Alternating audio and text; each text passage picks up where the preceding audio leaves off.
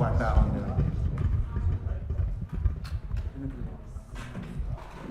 Who's kicking us off? When does the translation what? The phone will be passed to you if it's directed to you and you'll get it.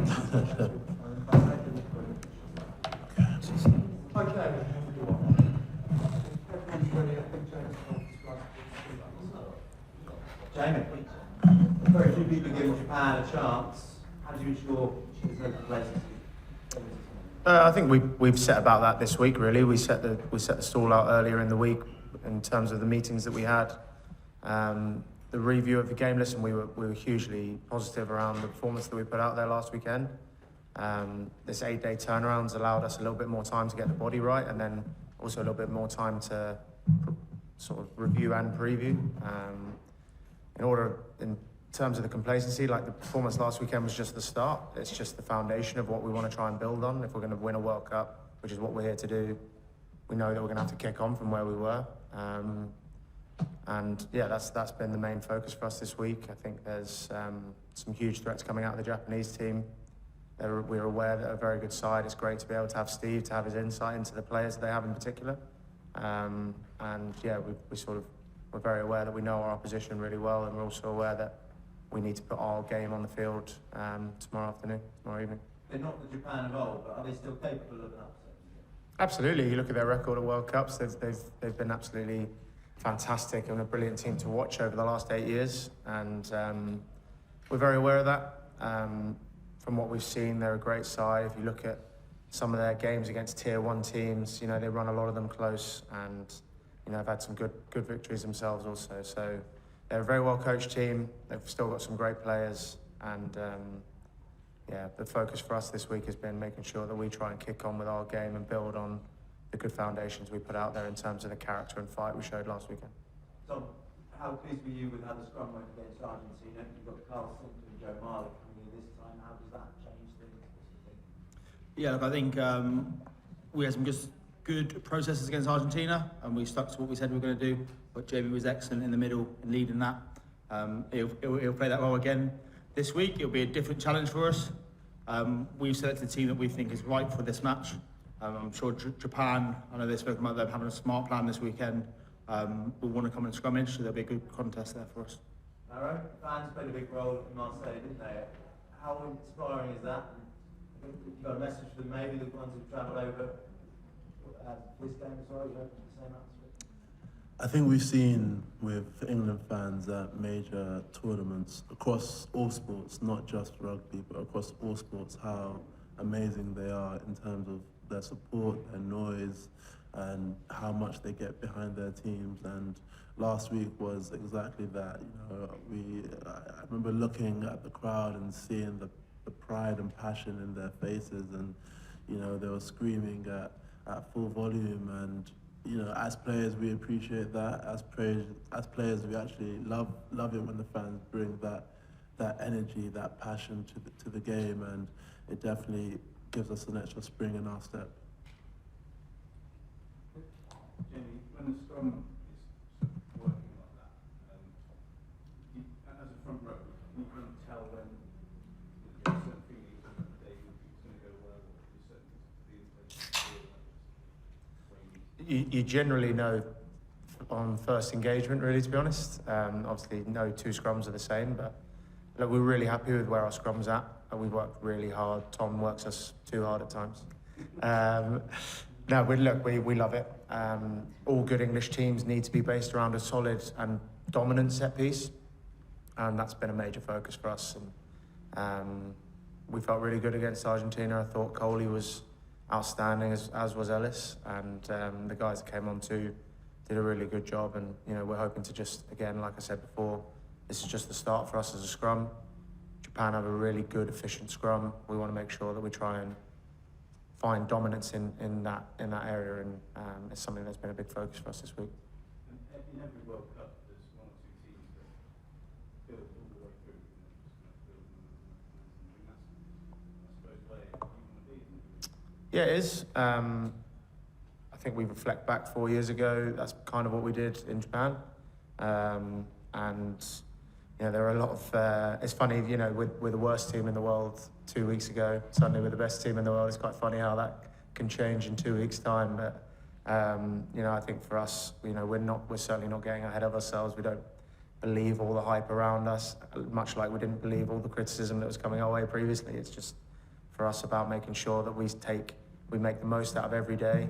We're very clear about what each training day looks like and what we need to get out of it. And I think the leadership of the team from the top down, from the coaches to the players, has been excellent. And you know, we're never as far ahead of ourselves as we try and think we are. And yeah, it's been, you know, the feeling in the group's been great. And like you say, we just want to build throughout the tournament now.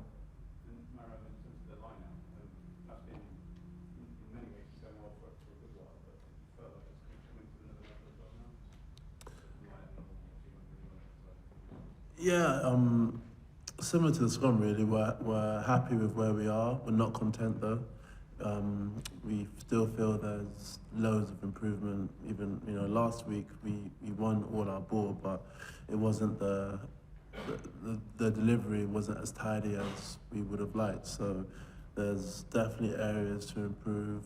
Even with our maul was solid, but probably not as dominant as we would like. So again, another area for us to take a step forward. Is it quite a good place to be though, when you've been comfortable where you are, you can also see growth within that as well, you know, in the tournament? Well, yeah, I think we're, again, you know, we are where we are. It's I don't think it's necessarily neither good or bad. It's just where we are, and no matter where you are, there's always another level to get to, and that's the level that we're trying to get to.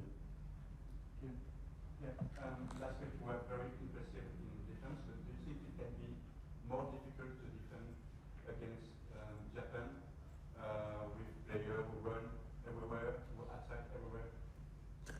Japan have a very different style to Argentina, who we played last week. Obviously, they move the ball a lot more, and they are very impressive with, you know, how they play and the spirit and energy they play. That presents opportunities. That presents, you know, it also presents challenges for us. So for us, I think we're excited by the opportunity and, you know, to defend against perhaps a slightly different way of attacking and hopefully impose our game on them. But obviously it's something that we're going to need to be conscious of. Tom, question from Kyle. Yes. Last World Cup, a lot of people probably consider him one of the premier tight ends in the world. He's obviously had injury issues since then. I think last week he said he had work to do on scrums and something to that effect. Do you think he can get back to that level at this World Cup? 100%. I would say it's not far off it. I think you go back, it's 4 years ago. If these players I'm sitting next to, the players in our change room, in our squad have got better in 4 years' time. And I've been really impressed with how Kyle is pushing himself to get better. I know you have worked with him through all that period, but what sort of growth have you seen in his game, and how is it different? I think he's refinding his aggression. I think he's refinding his ability, especially when he gets his hands on the ball. He's got a point of difference there. Do you want an angry Kyle? An angry but controlled. Martin? Just a quick one to Jamie. Just wondering how much playback you got for your cricketing list. There's some members of backroom staff who are furious at their issue. Yeah, well, listen, you know, if they want to put their hand up for selection, then they need to have a talk to the captain. I pick the team. And for me, there is no one in the backroom staff that gets anywhere near our starting 11. Martin, just sort of semi-serious question. I know there's quite a bit of competitive tension around the paddle tournament and there's some golf going on. And overall, how important is it to have that release away from rugby, and how relaxed, how easy is it to be relaxed in this environment, maybe compared to previous ones you've been involved in? Yeah, I think it's you know, again, we take what we can away from the last World Cup, and what we did really well was being able to get away from it all. Rugby can be quite, you know, all-encompassing, and you know, the pressures of a World Cup are high, and I think we're really lucky to be based in Le Touquet. The people of Le Touquet have been so kind to us, and being able to get out and play golf or play paddle tennis. I've organised a paddle tournament next week, staff and players. It's a Tim's playing, he'll probably go out in the first round. But you know, it's important, and it's also important for us as a team to get together and enjoying each other's company. You know, myself and Mara come from a team that's in Saracens that, you know, really see the importance of how close you are off the field brings you tighter on the field. And you know, there are a lot of other guys within the group from other clubs as well that believe in that. And you know, Steve is a big believer in that. The coaches are a big believer in that. And you know, we want to make sure that, you know, we enjoy ourselves while we're out here. We embrace the French culture and get the competitive juices flowing in other ways, I suppose. Just on the back of that, did you see the rugby team, the cricket team today? Yeah, I did, yeah. With an injured Jason Roy at fullback. He was on the wing, I think. Butler at fullback. Yeah, I'm impressed with their team. I've heard Jason Roy was a bit of a player back in the day. I've spoken to Johnny Bairstow, fancies himself at 10. I'm not sure about Joe Root at hooker. I'm not convinced he's going to enjoy things up front, but you know, he's a tough Yorkshireman, so maybe he'd be all right. He's skillful enough to throw it in, I suppose. So yeah, maybe we'll meet up one day for a throwing session. Just to think a bit more serious, again, to both the players, again, you played fantastically well as a team last week. You didn't score any tries, but you scored 27 points, and it's about points. Does it matter to you as a group how you win, or is it the only thing that matters is that you win? For me, it's by any means necessary. I don't obviously would like to score tries and, you know, score loads of tries. But for me, it's by any means necessary. As long as we get the win, every game is different. Every game is going to present different challenges, and I think the task is to find ways to get on the positive side of the result. You got the same view?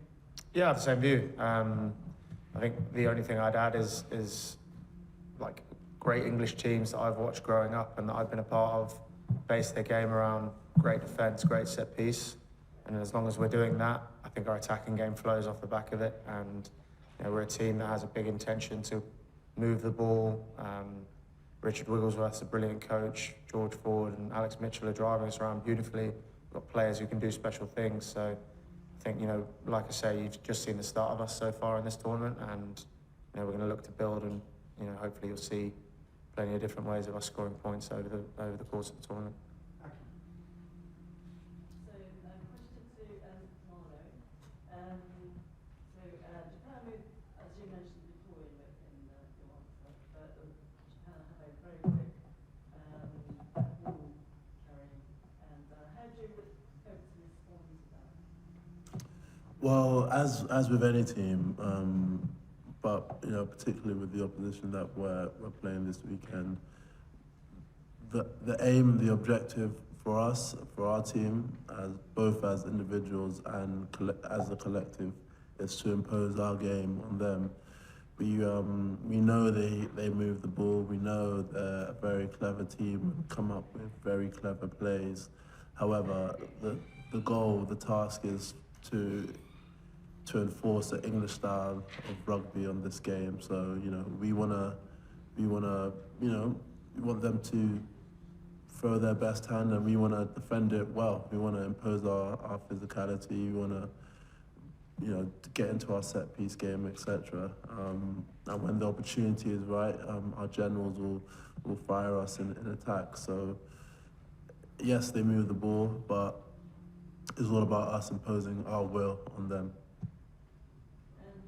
George Hughes has mentioned that you are the best player that he has ever came across. So what can Sorry, but did he involve me in that? You sure he wasn't talking about me? Is that right?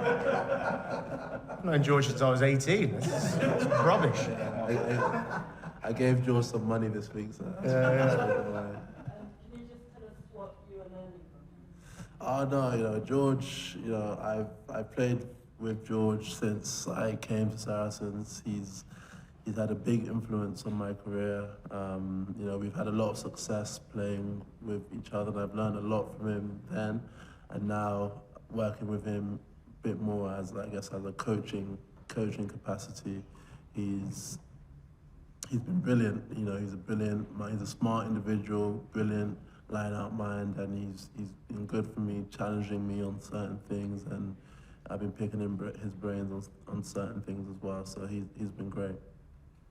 And just a quick question to Tom about Japan has been strengthening its scrum as a key point at the moment. And how do you see Japan's scrum from your point of view, such as like looking at the game between like Japan and Chile? Yeah, look, I think Jamie spoke about it earlier, that they're a smart scrum and they're efficient. I think when you've got Gu in the front row, they're definitely not an area where they're weak. So it's going to be a huge contest for us. And it's clear that they've been working on it since we last played against them.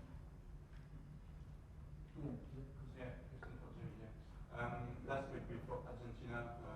Nobody in your country believed in you. Do you think, have you got the feeling the opinion has changed since your victory in Argentina? And is it easier for you to work with this new atmosphere around the gym? Yeah, I mean, firstly, I think there were a lot of people that did believe in what we were doing. There was a lot of outside noise and a lot of negativity after the Fiji game, and I think probably rightly so. But at the same time, like Maro's alluded to, we're at a major tournament.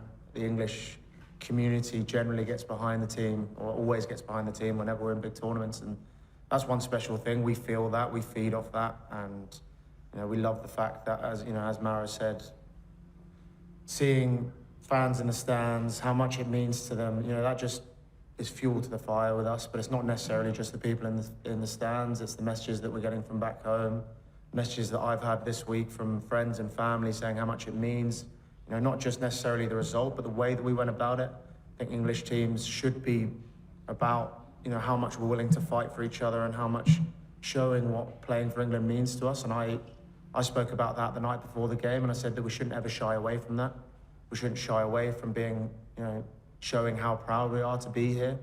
For some of us, this might be our last major tournament, and we don't want to have any regrets coming away from this. And I think it's important. I've spoken about it before, and I'll keep speaking about it. The engagement that we have with the fans and people back home means a lot to me, and it means a lot to the team. So, the more that we can show that, give them things to shout about, give them things to be proud of, the better. Thanks very much. Cool. Thank you. Arigatou gozaimasu.